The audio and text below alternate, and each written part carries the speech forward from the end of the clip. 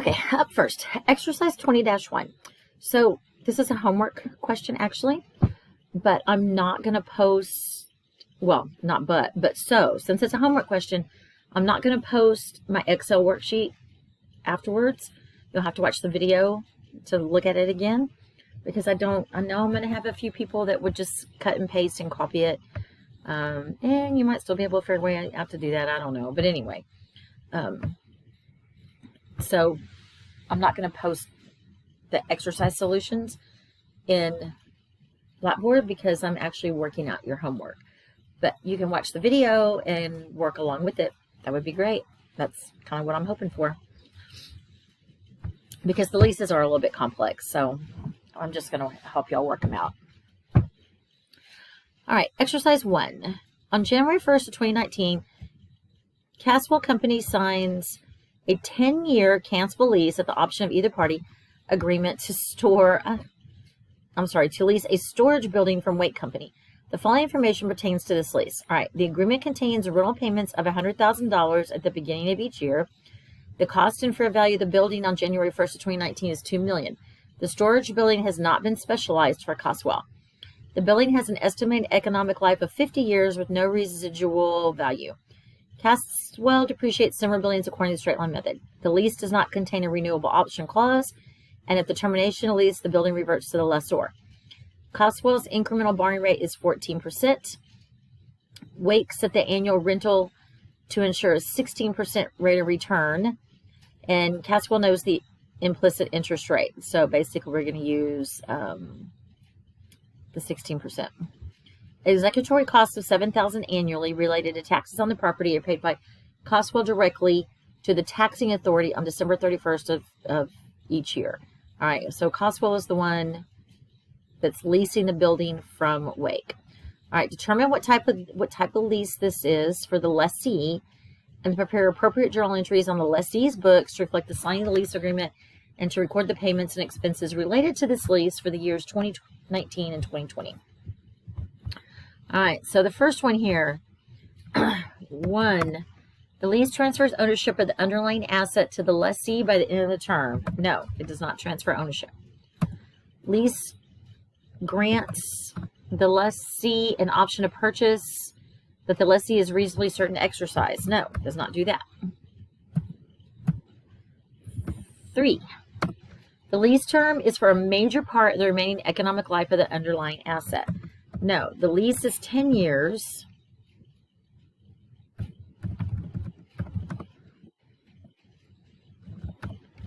Over the 50-year life.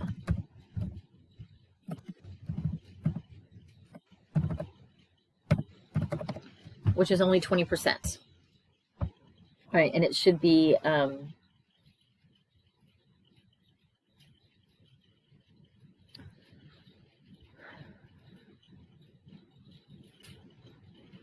was it 75%? I think it's supposed to be 75%. All right, 4, the present sum of the lease payments plus any residual value guaranteed by the lessee that is not already included in the lease payments equals or exceeds substantially all the fair value of the underlying asset. We'll do that in a second. 5, underlying asset is of such a specialized nature it has no alternative use. 5 is for sure no, it's not specialized. All right, so 4. Let's do 4. So 4, what we need to do is the present value of the lease payments. All right, the lease payments are $100,000. At the beginning of each year, it's 10 years and 16%. All right, so let me go. I got to go back over here. It's a pain in the butt. I'm going to pause it while I go to the tables. Okay, so I'm on the present value of an annuity due tables. We need 16% at 10 years. I hope that's right. So 16%, 10 years. I think that is right. We need this 56065,544. Okay, so present value of an annuity due. Okay, so to find the present value, we need to take the payments of $100,000 times that present value factor of an annuity due that we just found. So 5.606544.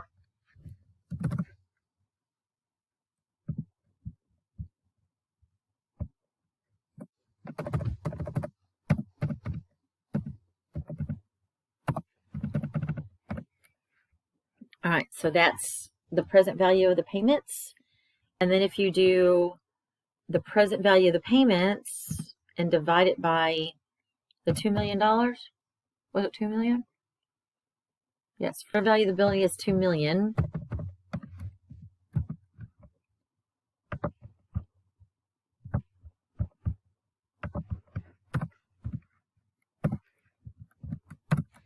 That is only 28%, and it needs to be 90.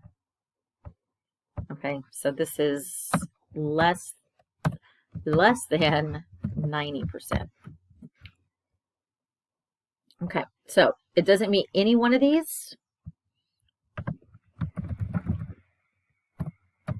Doesn't meet any of the criteria. So it is an operating lease to the lessee.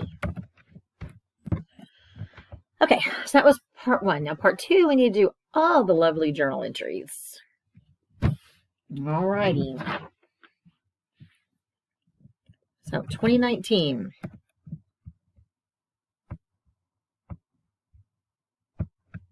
January 1st of 2019, we basically bought a right of use asset, and we have a lease liability, and it's going to be for this 506,654. 506,654.40.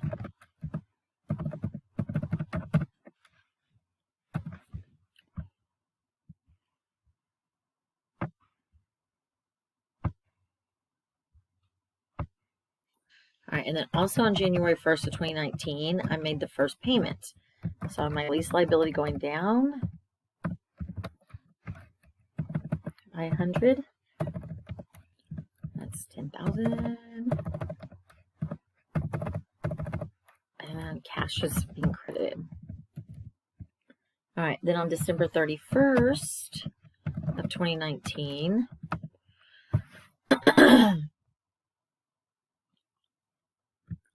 I have my lease expense, which is the 100,000. It's basically what I'm paying every time.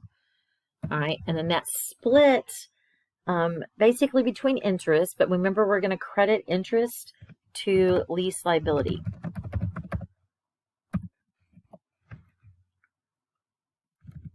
All right, so this represents interest, accrued interest. And then the other part of it is going to be, we're going to amortize the asset, and it's just going to come right off of the asset. So we're going to credit the asset. All right, but I got to figure out the numbers. So the interest is going to be that 506,654.40. I think I typed that in wrong. 506,654.40 minus the 100,000 that I just paid, or that I paid at the beginning of the year.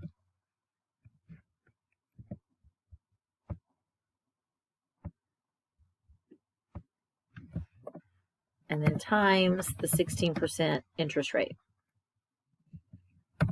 So 406,654.40 times 16%.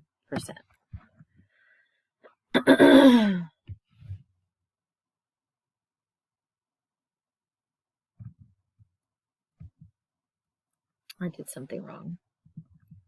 I don't think this is 506. It's 560. This is 560,654.40. Sorry about that.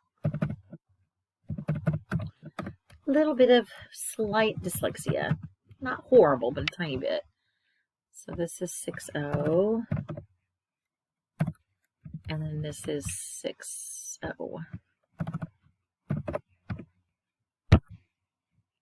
Okay. And then the right of use, the amortization that comes off the asset, is the difference.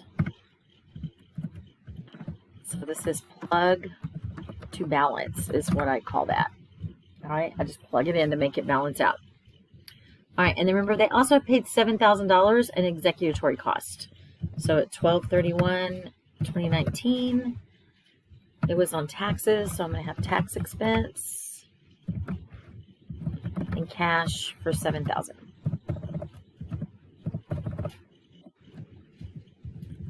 All right, then 2020.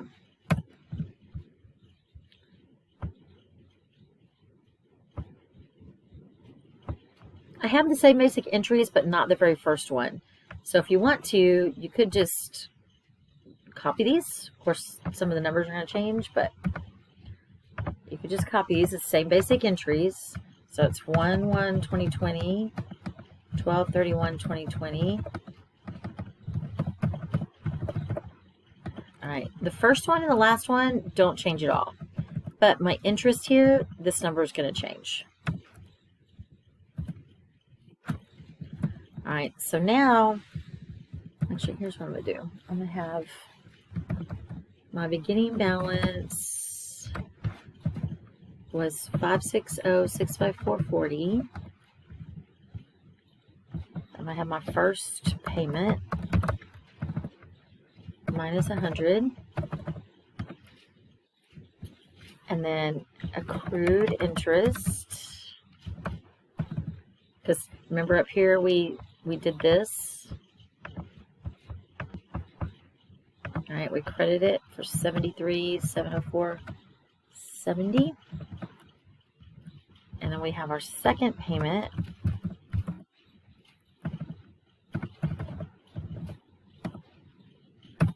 So our balance at this point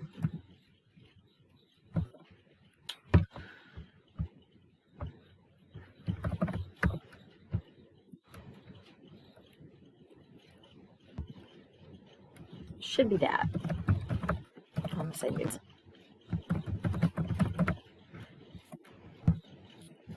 All right, and then times 16%.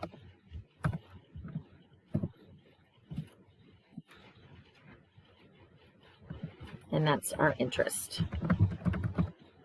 But remember, it goes to lease liability.